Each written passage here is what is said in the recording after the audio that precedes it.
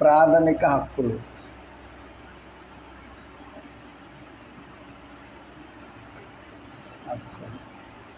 ఇందులో ఇంపార్టెంట్వి 2 ప్రాథమిక హక్కుల గురించి ఎక్స్ప్లెయిన్ చేయడం జరుగుతుంది.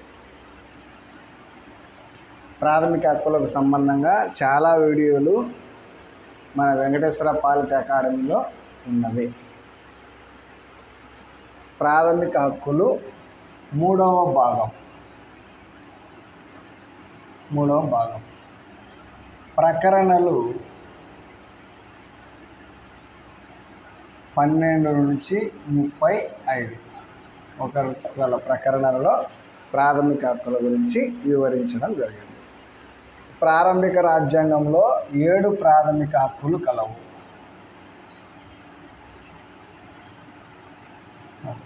7 ప్రాథమిక హక్కులు ఉన్నాయి ప్రారంభిక రాజ్యాంగంలో. ప్రస్తుతము 6 ప్రాథమిక హక్కులు కలవు. 1978లో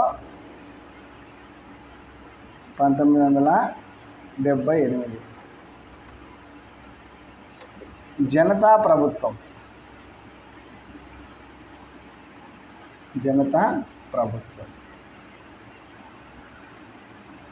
44వ రాజ్యాంగ సవరణ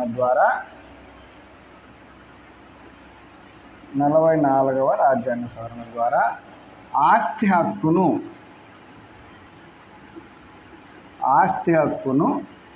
ప్రాథమిక హక్కుల జాబితా నుంచి తొలగించడం జరిగింది.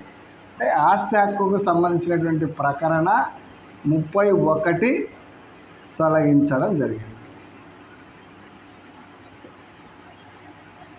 ఆస్తి హక్కు ప్రాథమిక హక్కుల జాబితాల నుంచి తొలగించి 12వ భాగంలో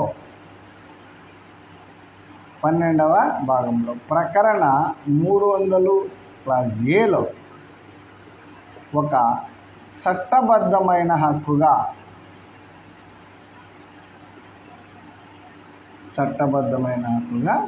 చేర్చడం జరిగింది. ప్రాథమిక హక్కుల నుంచి తొలగించేసి 3వ భాగంలో నుంచి తొలగించి 12వ భాగంలో 300(a) ప్రకరణలో చేర్చడం జరిగింది. ఒక చట్టబద్ధమైన హక్కుగా చేర్చడం జరిగింది. ప్రాథమిక హక్కులకు భంగం కలిగితే సుప్రీంకోర్టుకైతే ప్రకరణ 32 ప్రకారం, హైకోర్టుకైతే ప్రకరణ 226 ప్రకారం వెళ్ళి పౌరులు తాము కోల్పోయిన ప్రాథమిక హక్కులను తిరిగి పొందవచ్చును. ఈ ప్రాథమిక హక్కుల విషయంలో అధికారిక పరిధి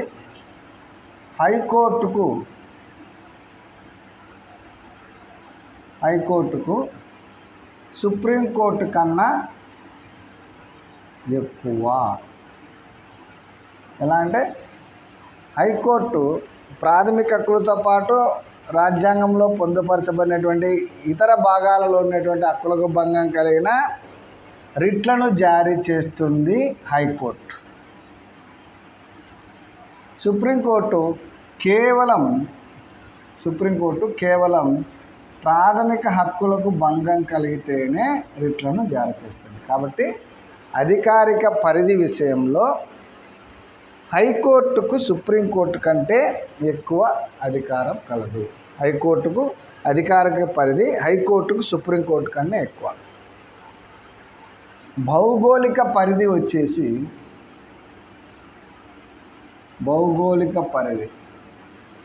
సుప్రీంకోర్టుకు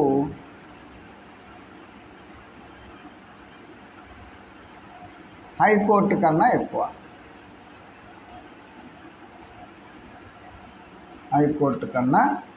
ఉంటుంది.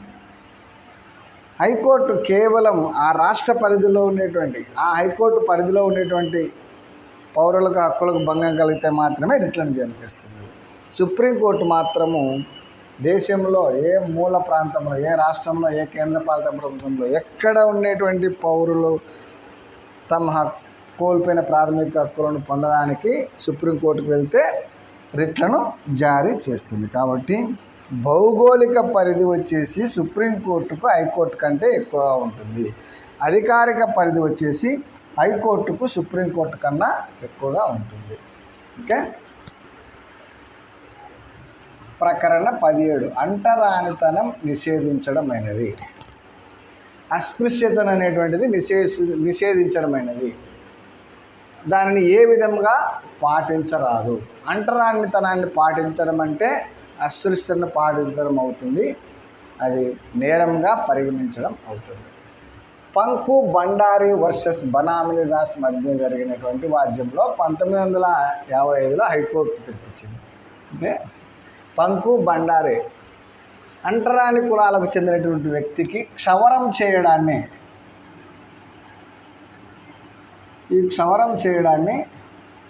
నిషేధిస్తూ సామాజిక బహిష్కరణ చేసిన నిమిత్తంలో కలకత్తా హైకోర్టు తీర్పునిచ్చింది. కలకత్తా హైకోర్టు తీర్పును అనుసరించి 1955లో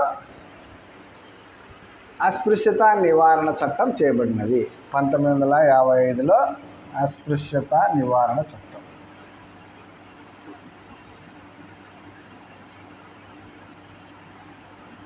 అస్పృశ్యత నివారణ చట్టం 1955 చేయడం జరిగింది. తర్వాత అప్పా ఇంగాలే వర్సెస్ కర్ణాటక రాష్ట్రానికి మధ్య జరిగిన వాద్యంలో షెడ్యూల్డ్ కులాల జాబితాను ప్రకటించడం సాధ్యం కానందున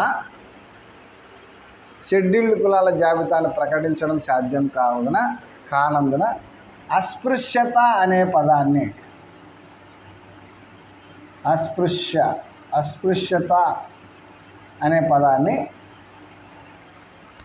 మార్చాలి అని చెప్పేసి కర్ణాటక హైకోర్టు తీర్పిచ్చింది. కర్ణాటక హైకోర్టు ఇచ్చినటువంటి తీర్పును అనుసరించి 1976లో అస్పృశ్యత నివారణ చట్టాన్ని పౌర హక్కుల చట్టం 1976గా మార్చారు. ఎందుకు మార్చినారంటే షెడ్యూల్డ్ కులాల జాబితాను ప్రకటించడం సాధ్యం కాదు, కావున అస్పృశ్యత అనే పదాన్ని మార్చాలి అని చెప్పేసి కర్ణాటక హైకోర్టు 1976లో అప్పా ఇంగాలే వర్సెస్ కర్ణాటక రాష్ట్రానికి మధ్య జరిగిన వాద్యంలో తీర్పునిచ్చింది. ఈ నేపథ్యంలో ఈ కర్ణాటక హైకోర్టు ఇచ్చినటువంటి తీర్పు నేపథ్యంలో అస్పృశ్యత నివారణ చట్టం ఈ చట్టంలో మార్పు చేసినారు. ఏం చేసినారు? దాన్ని పౌర హక్కుల చట్టం 1976గా మార్పు చేయడం జరిగింది. ఇది ఒక సకారాత్మకమైనటువంటి హక్కు. ఇది ఒక ప్రభుత్వము ఏమి చేయాలో సూచిస్తుంది. ఇది నిరపేక్షమైనటువంటి హక్కు. అంటే జాతీయ అత్యవసర పరిస్థితులలో కూడా జాతీయ అత్యవసర పరిస్థితి సమయంలో కూడా దీన్ని రద్దు చేయడానికి వీలు లేదు. ఈ చట్టం చేత శిక్షింపబడిన వారికి 6 నెలలు జైలు శిక్ష మరియు రూపాయలు 500 వరకు జరిమానా విధించడం జరుగుతుంది.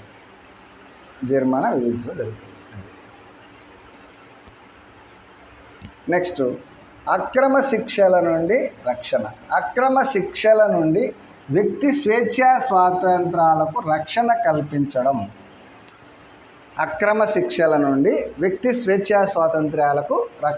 కల్పించడం. నేరం రుజువు కాకుండానే ఏ వ్యక్తిని కూడా శిక్షింపరాదు. నేరం రుజువు కాందే ఏ వ్యక్తినైనా కూడా అమలులో ఉన్న చట్టాలను అనుసరించి మాత్రమే శిక్షించాలి. చట్టంలో అమల్లో ఉన్న చట్టాలను అనుసరించే శిక్షించాలి. అనగా ఎక్స్ పోస్ట్ ఫ్యాక్ట్స్ లాస్, గతించిన చట్టాలను అనుసరించి కానీ భవిష్యత్తులో రాబోయే చట్టాలను అనుసరించి కానీ శిక్షించరాదు. ఎక్స్ పోస్ట్ ఫ్యాక్టో లాస్ను అనుసరించి శిక్షింపరాదు. అంటే గతించిన చట్టాలను అనుసరించి కానీ రాబోయే చట్టాలను అనుసరించి కానీ ఆ వ్యక్తిని శిక్షింపరాదు. ఒక వ్యక్తిని విచారించి శిక్షించే కాలం నాటికి అది నేరముగా చట్టంలో పేర్కొనబడి ఉండాలి. ఎవరినైనా ఒక వ్యక్తిని విచారించి శిక్షించే కాలం నాటికి అది నేరముగా చట్టంలో పేర్కొనబడి ఉండాలి. ఒక నేరానికి ఒక శిక్షను మాత్రమే విధించాలి. అంటే డబుల్ జియోపార్డీ అనగా 2 రకాల శిక్షలు వేయరాదు. ఒక నేరం చేస్తే దానికి ఒక రకమైన శిక్ష విధించాలి. ఒక నేరానికి 2 రకాల శిక్షలు అనగా డబుల్ జియోపార్డీని విధించరాదు. ఏ వ్యక్తిని కూడా తనకు వ్యతిరేకంగా సాక్ష్యం ఇవ్వాలని అతనిని బలవంతం చేయరాదు, శిక్షింపరాదు. ఎవరినైనా కూడా తనకు వ్యతిరేకంగా సాక్ష్యం ఇవ్వాలని చెప్పేసి అతనిని బలవంతం చేయరాదు మరియు శిక్షింపరాదు.